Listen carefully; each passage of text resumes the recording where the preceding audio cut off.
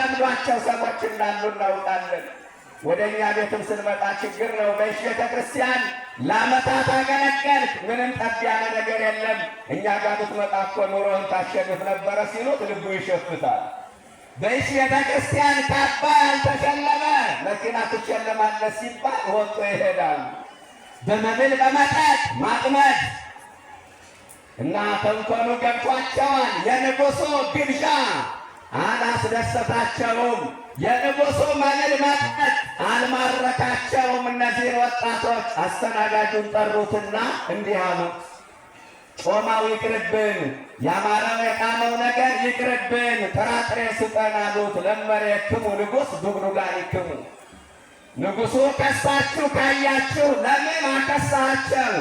ለምን አጠቆርካቸው? ለምን አቆሳቆልካቸው ብሎ እርምጃ ይወስድብኛል፣ አላደርገውም፣ በግድ ትበላላችሁ አላቸው። ፍትነነ አሱረ መዋዕል አሉት ወጣቶች። ለ10 ቀን ጥራጥሬ እየሰጠ ፈትነን አሉት። ከቤተ መንግሥት የሚመጣውን ግብዣ ለራሱ እያስቀረ ለወጣቶቹ ጥራጥሬ ሰጣቸው። ከ10 ቀን በኋላ የሚገርማችሁ የንጉሡን መብል መጠጥ ከበሉ ከጠጡት ይልቅ ሰውነታቸው ወፍሮ ፊታቸው አምሮ ውበት በውበት ሆኖ አገኛቸው እላቸዋለሁ። ኦርቶዶክሳውያን ውበት በውበት ያደረጋቸው የበሉት የጠጡት ይመስላቸዋል፣ ጥራጥሬው ይመስላቸዋል፣ ውሃው ይመስላቸዋል። እግዚአብሔር ከነሱ ጋር ስለነበረ ነው። እግዚአብሔር ውበት ይሆነን ለሁላችንንም። አንዳንድ ጊዜ ጥሩ ካልበላን ጥሩ ካልጠጣን በበሽታ የምናልቅ የሚመስለን ሰዎች አለን አይደል? ቢጾሙ የሚከሱ በሕመም የሚጠቁ ውበታቸው የሚረግፍ የሚመስላቸው ሥጋ ካልበሉ ወተት ካልጠጡ እንደተጎዱ አድርገው ያስቡ ለበሽታቸው ሁሉ መድኃኒቱ መብላት የሚመስላቸው ሰዎች አሉ ዛሬ። እግዚአብሔር ውበት ይሁነን።